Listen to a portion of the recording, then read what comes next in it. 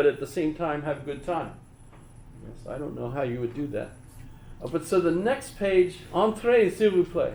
If he is not one of us, he's not one of us. However, there's a couple seats way the heck over here. He walked away. So the next page was philosophy. And I had no clue what philosophy was. Maybe I had heard it, I don't know, but I noticed that you had 3 free electives under philosophy, and I thought, aha, I'll switch to philosophy, take those 3 electives, find out what I'd really like, and then switch again. So that was my plan. Taking philosophy, I went over to the philosophy department. Everything was done by like phone and paper then, right? So I walked over to the philosophy department, and Professor Claghorn met me and said, "Welcome to philosophy." He was big, tall, deep-voiced Presbyterian, just so you know. However, so I became a philosophy major, and the first course I had to take was Introduction to Philosophy. And I was absolutely shocked.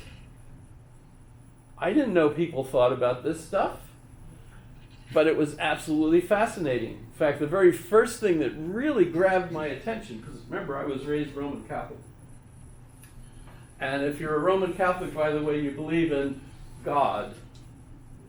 Or if you're Protestant, you say God. Depends on where you're from, actually. But in any case, so Mr. Williams, who was my professor for the Intro to Philosophy course, looked at the class, and most of them were all seniors, smoking, most of them, and they were taller, bigger, older, wiser.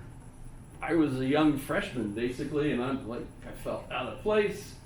But Mr. Williams looked at the class and he said, "If God is all powerful, can he create a rock that's too heavy for him to lift?"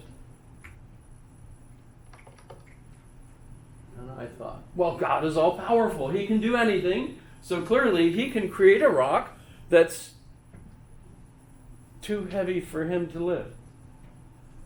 And my head split right down the middle. The scar is still there. And I started to sweat. I was like, how the heck do you solve this? God is certainly all powerful, but can he basically contradict himself? It's a paradox, right? Paradoxa means two things you have to believe. And yet they're in conflict, right? In Latin, that paradoxa is Greek. Dilemma is the Latin for paradox, and we use both in English. We say some things are paradoxes. We say this is a dilemma, but in a sense, they're, di means two, and lemma is something you have to believe. So that's kind of fun. In any case, I've been a philosophy major ever since. It took me 8 years to solve that question, by the way. So that's happy days, right? That was solved. Plus I graduated, and then the question was, well, what the heck do you do with philosophy?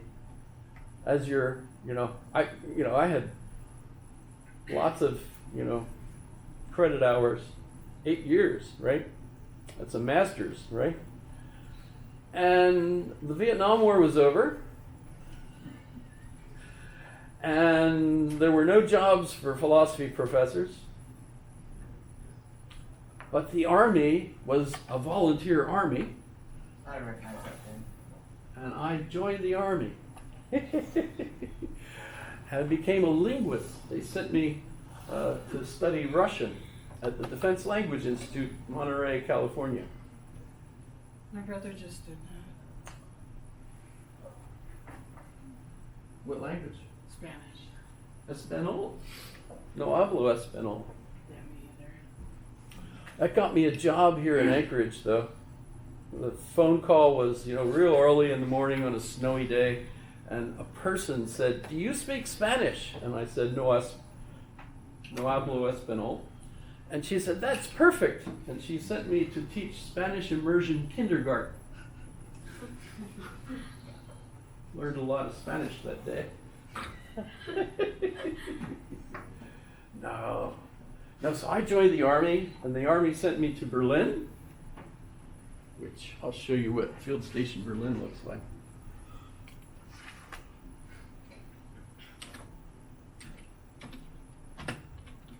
Where did you go in Monterey, California again? Institut Иностранных Языков, the Foreign Language Center, DLI FLC.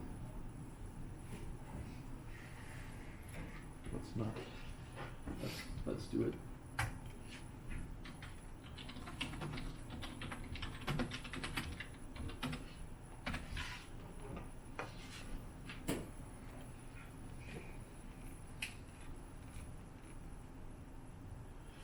Here's a good picture of it from the right side.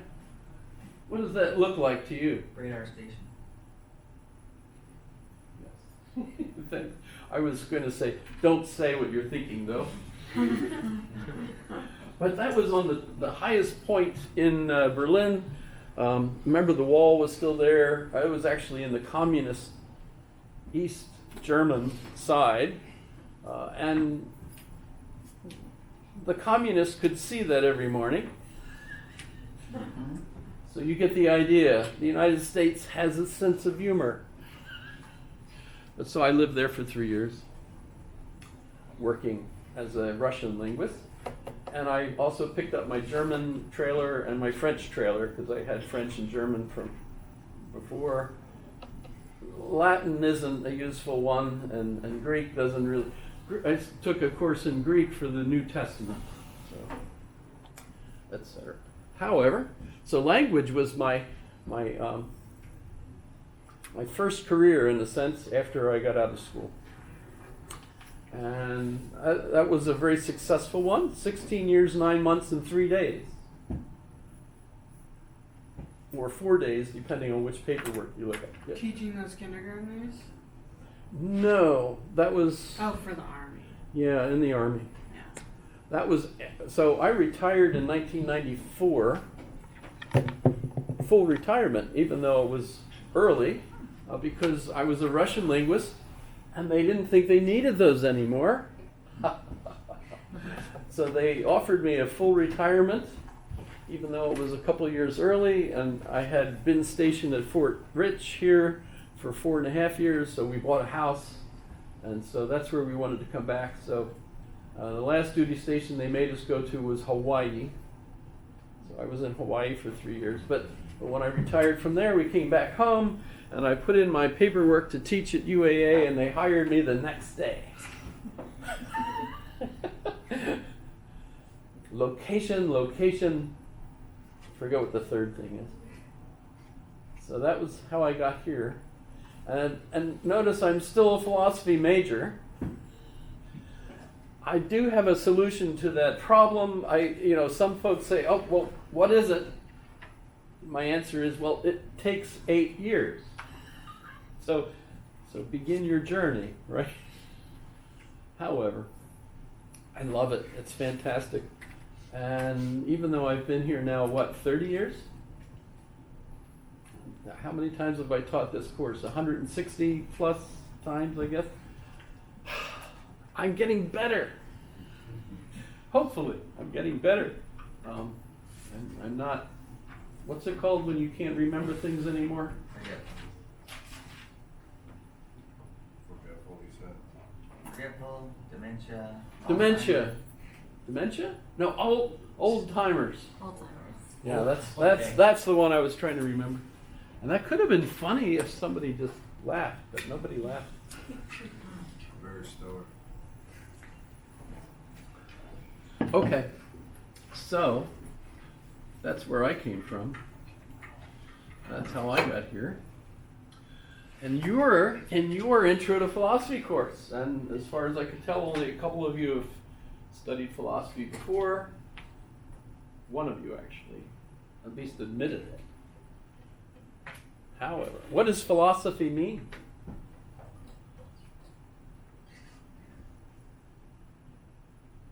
Well, philia is Greek for love. That's kind of scary, though. Because what kind of love is it? Because they have, according to C.S. Lewis, how many folks have heard of C.S. Lewis? Okay, so that's we'll talk about that later.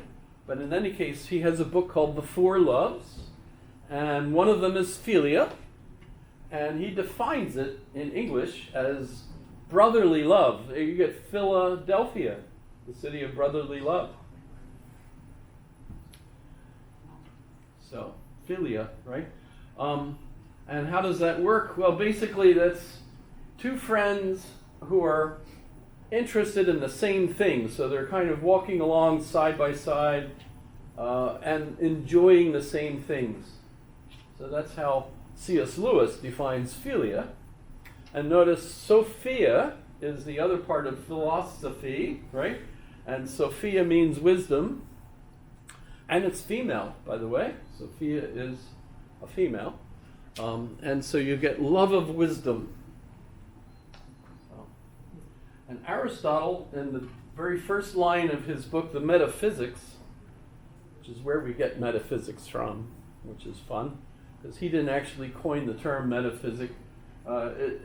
Meta means beyond or the next thing, and physica is nature. So when they gathered his books, they had, here's all of his books, and then they put the rest of the books together and said, what should we call it? Well, it's the book that follows the physics, so it's metaphysica. That's where we get all those. But if you go into the bookstore and you go to the metaphysics section, it's totally not that. They tell you like tarot cards and how to read crystals and dumb puzzles you could play and stuff. That's not what he was talking about at all. However,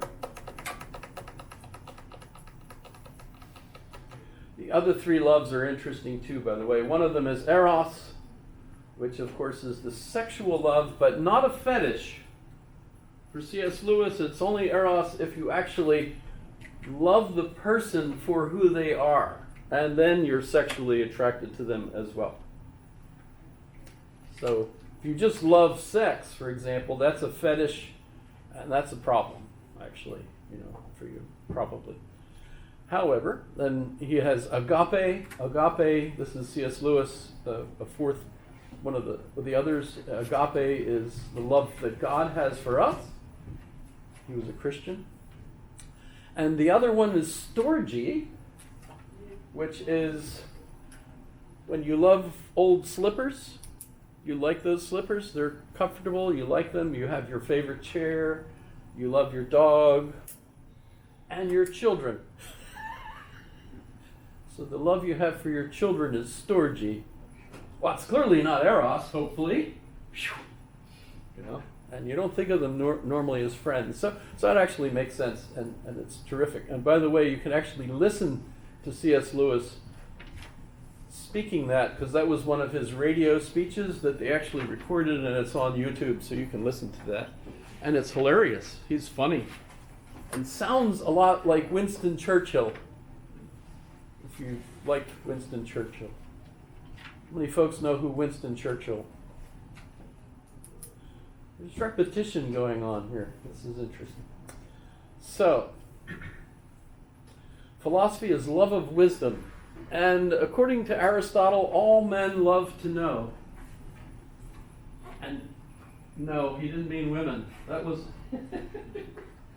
Sorry about that. Yeah, he was Greek, and back then, women were like, you needed them. But, you didn't love them, actually. You loved the love relationship, and this is embarrassing, but it's between the older man and the younger boy. The mentor and mentee. You find out what mentor was the adult who Odysseus left to be in charge of his son. while he was away. So the older man, the younger boy, that's kind of the interesting relationship. Friend, Would you, what showed the four loves of C.S. Lewis would you use to describe that relationship? that would have been eros in the Greek mind at the time. I remember in college, my professor for primitive art had one day where he gave a slideshow and he invited only the males of the class. Females were not allowed to attend. Imagine doing that today. And we came and he showed us a whole bunch of male-on-male pornography from the Greeks. There's tons of it, actually. Yes? Why do you think women can?